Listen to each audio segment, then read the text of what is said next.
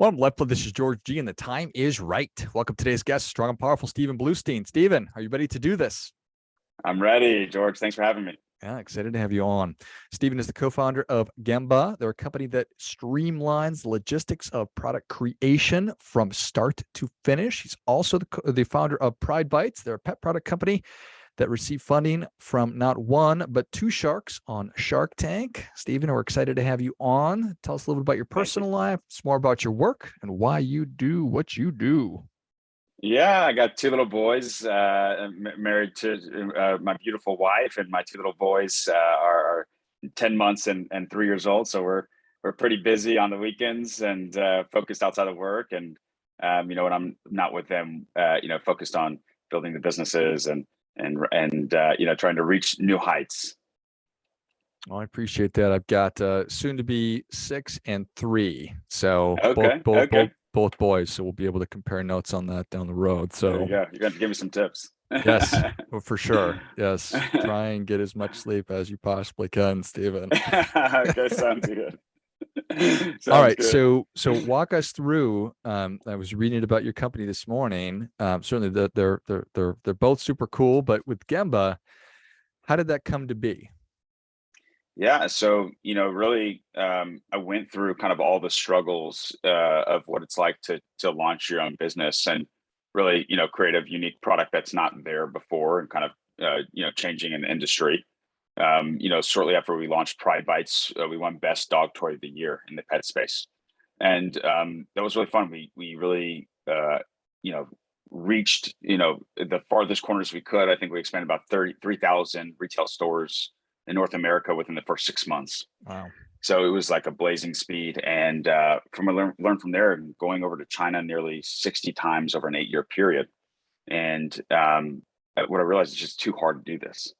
And I met two of my other awesome co-founders who were doing really amazing things in operations and also manufacturing and transparency in manufacturing. And when I met them and we started talking about, hey, this world where anybody can come up with an idea and go from idea to shelf without really a lot of effort, to me was mind-blowing, right? Spending 30 hours on flights and going through the rigor of day-to-day factory meetings and all night in the morning and working back in America. So it was a lot, and especially with my family growing at the time. So in general, I think that's really where the idea was spawned. Going to China 60 times in 8 years? Yes, it was a lot. And I actually learned the language to manage my business because I lost my business partner at one point in my early days, who was my connection to China. So really, got really enamored with the culture and understanding kind of the relationships over there as well. So you seem like you're a pretty young guy. How many entrepreneurial swings or bites at the apple did you have before Gamba? I had more than a couple that didn't work well. So I mean, that's kind of, it's like you're obviously an extremely driven human being to do the things that you've just described, and then to have the success of certainly Gamba and then PrideBytes, which happened seemingly really quickly. So that must have been a unique experience of just grinding, and then all of a sudden this one thing just starts on fire.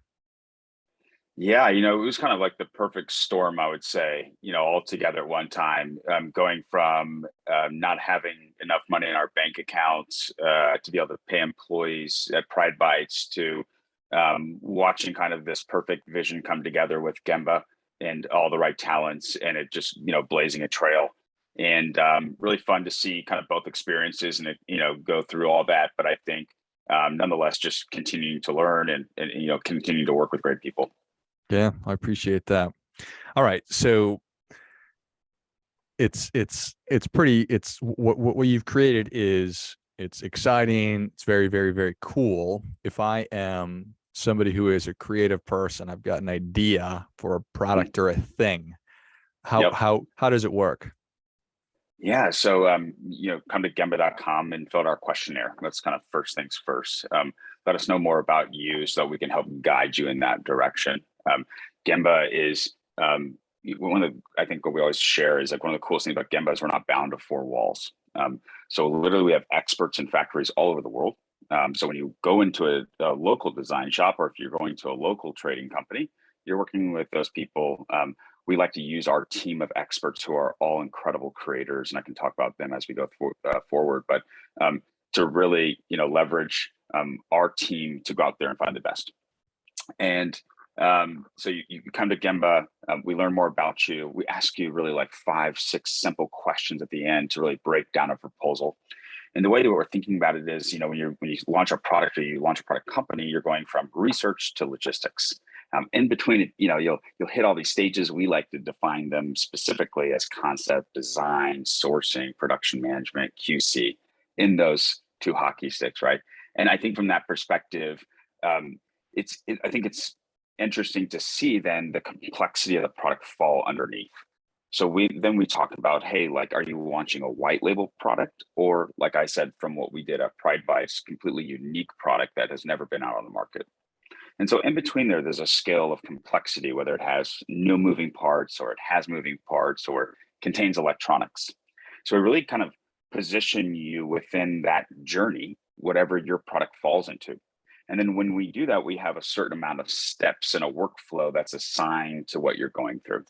And oftentimes that's a big piece of it, because many people, they go through the experience of launching product. It gets really expensive and cumbersome, et cetera. They have all these issues because they're not held to any workflow, right? And then finally, depending on where you're at in your spectrum, whether a new company or one that's existing, we really bring that guidance.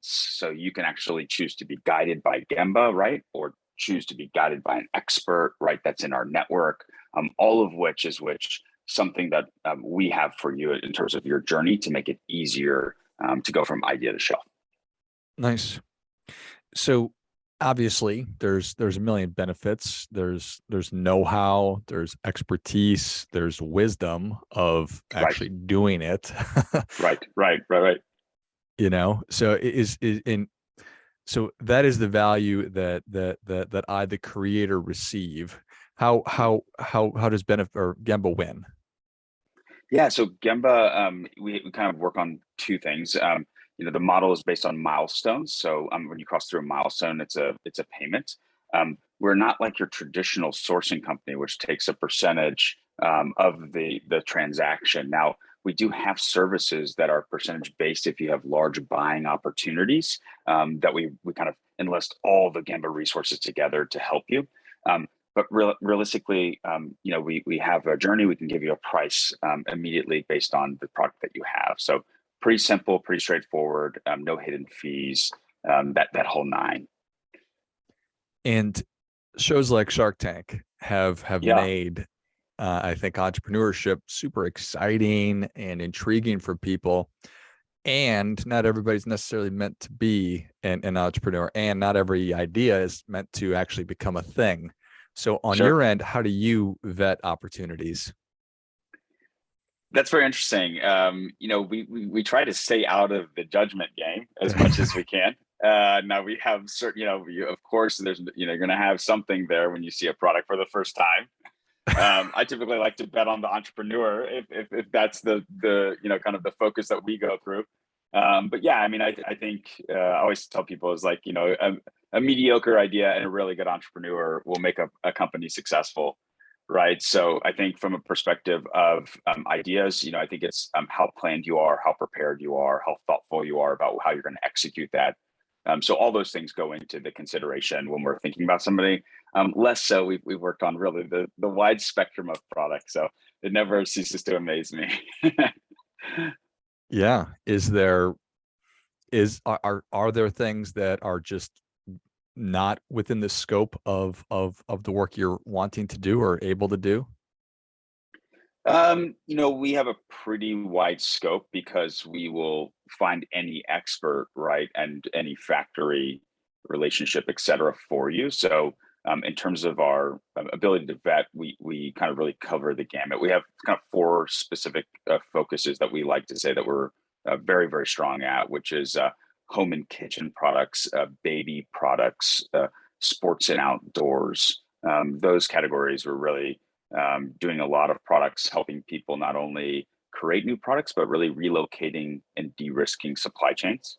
So those core focuses, I think, are if you're in that space, it's definitely somebody we should talk to.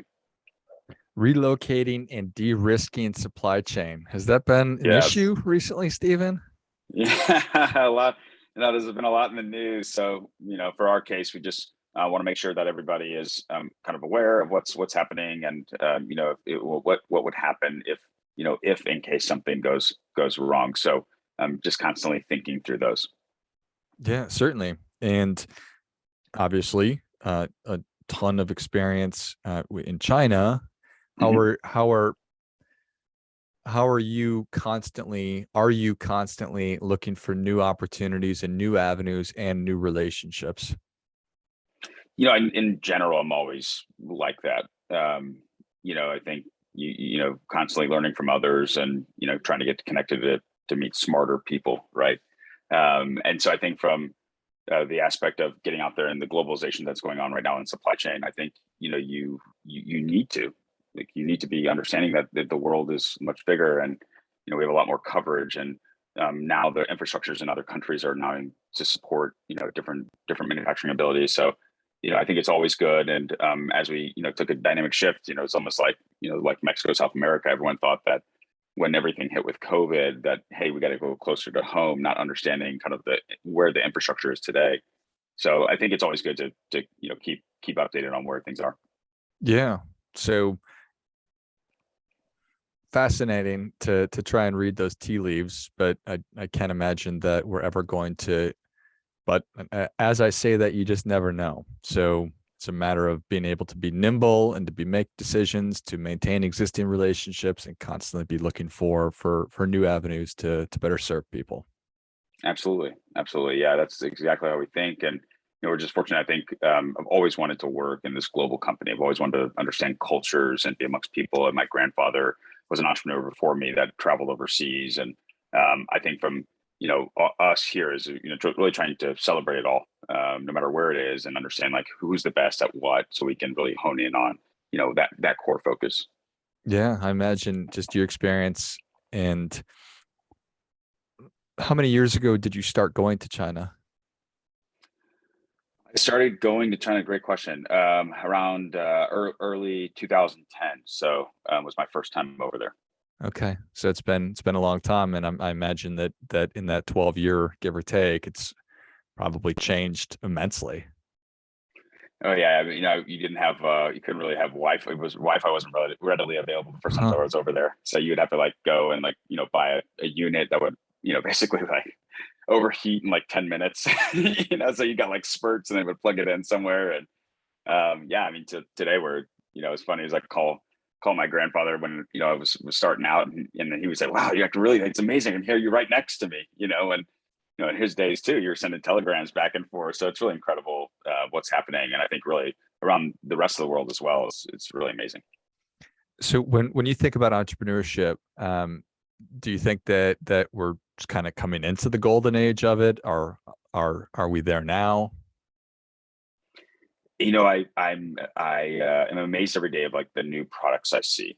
We always have this like thought in my world is like hit them where they ain't, right? So find the blue oceans and run towards them, and always like think like, okay, well, they're closing, they're got to be closing, and then you find the next level products that hit the market. So I think we're constantly seeing really amazing innovation, and it's inspiring. I was with a client yesterday in the baby space that really motivated me as well and inspired me. So I think being around those type of people is infectious, and then it breeds new products. And so we're really hoping to be kind of that center point at Gembah here, where all value is created in the supply chain, and we're really cultivating those new products, those new great ideas.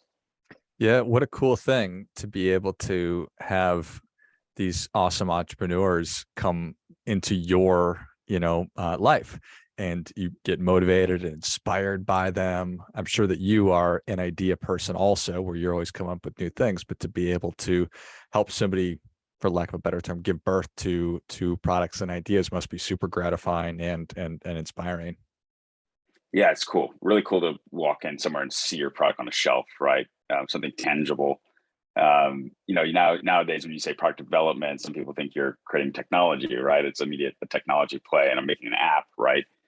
So it's cool to make those physical products and really celebrate those, because I think as we all saw, we became such a consumer culture through the last couple of years, and that's going to continue to see that. And I think now we're getting to see products from all over now that it's becoming easier. So really cool to see this next wave of product innovation.